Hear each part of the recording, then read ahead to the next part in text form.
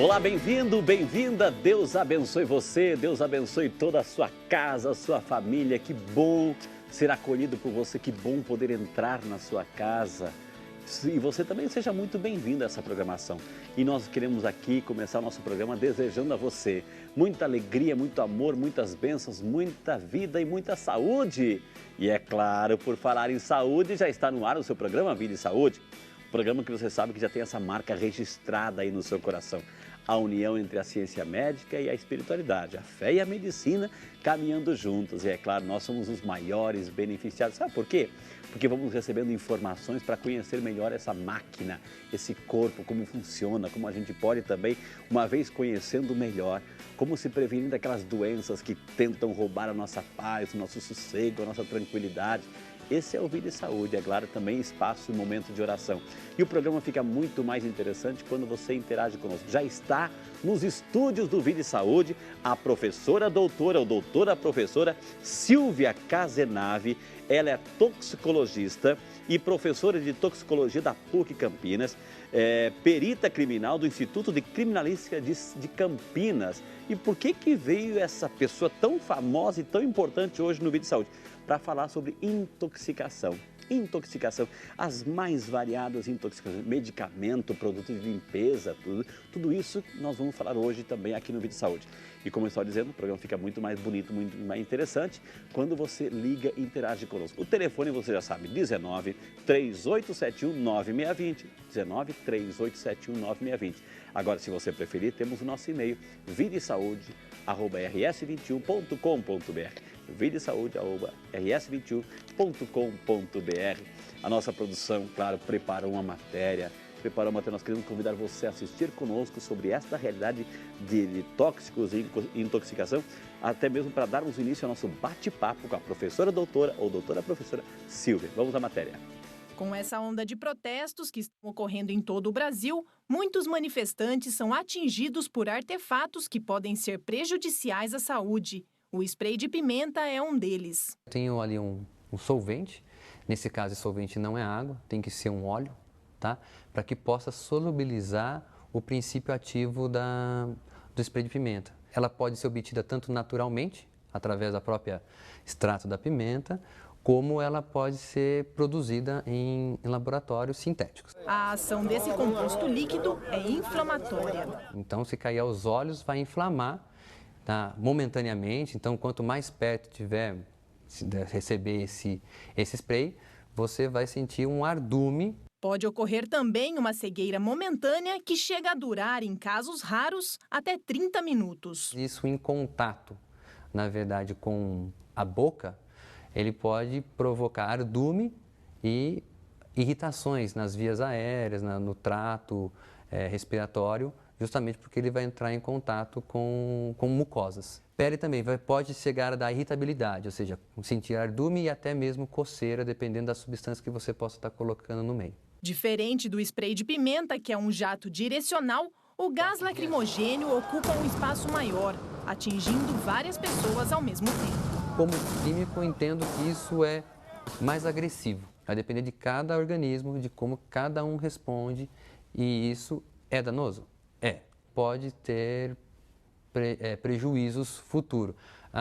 Garganta seca, sensibilidade na narina, não somente por minutos, mas podendo chegar a horas e dias. Para Dr. Marcel, nesses casos, a recomendação é... E não ter a ansiedade de coçar os olhos. Porque ao momento que ela coçar os olhos vai acabar irritando mais, porque o spray de pimenta é um óleo. As recomendações que se preconiza é que se lave abundantemente com água fria. E no caso do gás lacrimogênio... Primeiro é sair do local onde está. Primeiro ficar contra o vento, para que isso se disperse mais rápido esse gás. Tem que eliminar a roupa que ela está, porque a roupa ela adere muito desse vapor que sai. Apesar de não serem armas letais, o médico alerta que para certos pacientes o cuidado deve ser maior. Asma, bronquite, hipertensão são situações que favorecem a exacerbação desses quadros. Aí, muito bem a matéria, né? O Vídeo de Saúde não podia ficar alheio a tudo que está acontecendo aí, né, pela sociedade afora, né? Essas ondas de protestos. E a gente viu assim, nós não queremos discutir essa realidade, enfim, a gente sabe da necessidade da justiça, que todos nós queremos um Brasil melhor, todos nós queremos uma sociedade mais justa, mais igualitária, enfim. Teve muitas manifestações bonitas, passeatas pelo Brasil afora, bonitas e pacíficas. E tivemos aquela, infelizmente, aquela onda de quebradeira. E isso é feio para qualquer pessoa, para qualquer país, enfim. Mas a gente sabe que houve também essas reações. E nessas reações a gente sabe, nessa matéria, né, esses sprays, esses gás lacrimogêneo. Então nós queremos entender do ponto de vista da saúde, né, o que isso traz para a saúde. Por isso que nós trouxemos hoje aqui, ela é professora doutora, toxicologista, professora de toxicologia da PUC Campinas, perita criminal, olha só a fera que está aqui, gente, do Instituto de Criminalística de Campinas.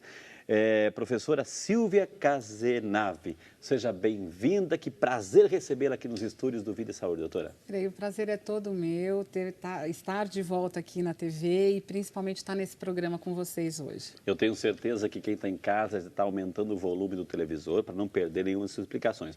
E, inclusive você, o assunto é intoxicação, né? Ou seja, aquele produto, aquele medicamento, aquela experiência que talvez você já teve, enfim, tem alguma dúvida, será que se intoxicou, toma leite, enfim, resolve, tudo isso nós vamos aprender hoje aqui. Então, vá participando, o telefone está aí, o e-mail está aí, por favor, não deixe para o final. Aí chega aqueles calhamaços de e-mails, calhamaços de perguntas, enfim, é complicado, viu? Eu quero começar o programa mandando um beijo para a dona Inês Assis Fernandes, do Rio de Janeiro, que está acompanhando o programa, sempre acompanha, sempre participa, tantos e-mails que chegam assim, então às vezes a gente não consegue ler todos assim. Então, dona Inês, um beijo para o seu coração, muito obrigado aí pela participação.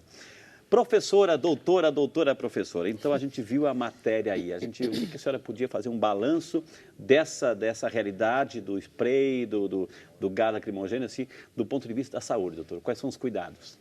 Eu acho que, em primeiro lugar, assim, é importante frisar que a gente realmente não tem muito o costume de estar exposto a esse tipo de produto, né? Nós tivemos aí alguns eventos em que isso foi provocado, né? O uso... Houve essa necessidade, né? Na verdade, assim, ela faz parte já do material usado pela polícia, mas raramente a gente vê o uso com tanta frequência e atingindo um número tão grande de pessoas. Alguns países têm isso como norma na sua própria polícia, de fazer o uso desse tipo de gases. Na verdade, a gente chama esses gases de guerra. Eles são usados nas guerras, né? Eles começaram na Primeira Guerra Mundial, são usados em combates e são usados nessas situações de dispersão de população, ou de revolta, de rebelião, ou de manifestações, como foi o caso que a gente viu. Agora, existem diferentes tipos de sprays, de gases, assim, né, que a gente viu. São várias substâncias, inclusive. Que compõem, né? Que compõem, exatamente. Nós temos vários produtos. Uhum. Então, a polícia usa determinados tipos de produto. Eu não sei se vocês já viram que existem sprays, por exemplo, qual a diferença do spray de pimenta e da bomba de gás lacrimogêneo, por exemplo, ela é muito pequena, porque, na verdade, assim, muitas vezes você pode ter a mesma substância, só que a bomba, como foi explicado na reportagem, quando ela é lançada, a fumaça ela se dispersa numa grande área e atinge um número maior de pessoas. O spray, ele é mais direcional, tanto que alguns países permitem que as pessoas andem com esse spray de pimenta na bolsa. Uma segurança. Para segurança. Okay. É questionável, né, isso. Assim, primeiro porque você, às vezes, não tem tempo de usar. Okay. E isso pode voltar contra a própria pessoa se ela não tiver rapidez suficiente para usar. Como uma arma, né? Na verdade, são armas que você tem. No que diz respeito à exposição, então, o que acontece? Se a pessoa está com um spray e aquilo é jogado direto na pessoa, a proximidade faz com que o efeito tóxico seja maior. Entendi. Né? Obviamente, assim, quanto mais próximo, quanto maior o tempo em que aquilo estiver em contato com as vias aéreas, com os olhos, maior vai ser o dano, maior vai ser o efeito tóxico. Mas né? Pode levar a cegueira, alguma coisa assim? Danificar Olha, de um jeito, esses que são produzidos para usos de segurança, como para usar na bolsa, ou o próprio spray que é usado pela polícia, ele tem um grau de toxicidade um pouco mais baixo do que outros que são usados em situações diferentes, como guerra, enfim, depende da aprovação em cada país. Todos eles são nocivos e eles podem sim cegar. Né? Ou seja, vai depender do tempo, da exposição, da forma como a pessoa reage e de algumas medidas que ela pode tomar. Então, por exemplo, uma das coisas que foi falada que é super importante é não esfregar os olhos. Né? Então, isso é uma coisa que... Mas é meio que automática, você já quer ardendo. Já... Porque a pessoa sente um ardor muito intenso. Então, essas substâncias são substâncias irritantes.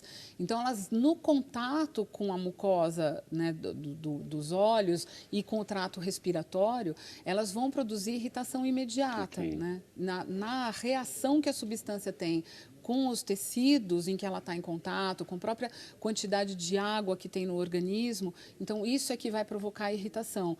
E a pessoa tem que tentar evitar. É lógico, ela vai piscar o olho muitas vezes para forçar um lacrimejamento, né? Por isso que ele, inclusive, chama gás lacrimogêneo, que ele força esse lacrimejamento, para evitar o ardor, mas é quase impossível.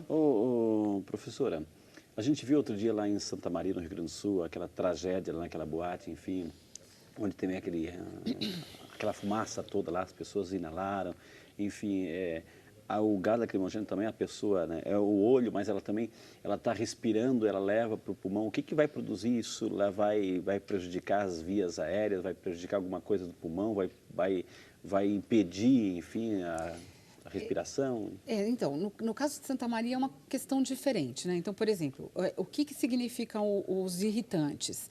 Eles produzem uma ação local. Né? Então, a pessoa saindo do local, respirando oxigênio de novo, ela vai ficar algum tempo ainda com aquela irritação, mas ele é mais facilmente reversível. E a gente tem que considerar que esses gases e as bombas, elas são lançadas num ambiente geralmente aberto. O que aconteceu lá em Santa Maria? Eles estavam num ambiente fechado. Então, ali a gente tinha dois produtos muito importantes, que foi a combustão incompleta, que gera o monóxido de carbono, né?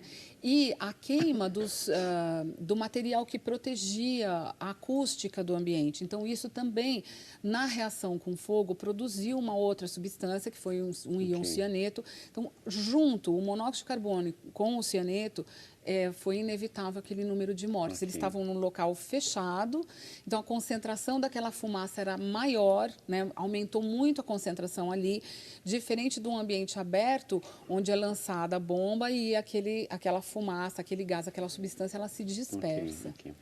Gente, o assunto de hoje, intoxicação. Nós dedicamos esse primeiro bloco para a gente entender essas manifestações, isso que a gente viu, essas fumaças, assim, e você aprender um pouquinho mais as consequências, o porquê de tudo isso e quais as implicâncias no organismo. Nós vamos chamar agora nosso primeiro intervalo. Na sequência, nós vamos falar sobre medicamentos, produtos de limpeza. É aquilo que você sente que você fica intoxicado ou já ouviu falar. É a sua oportunidade. Temos aqui alguém que é perito no assunto, viu, gente? Do nosso primeiro intervalo, com Vida e Saúde, falando sobre intoxicação. Não sai daí, a gente volta já só para você.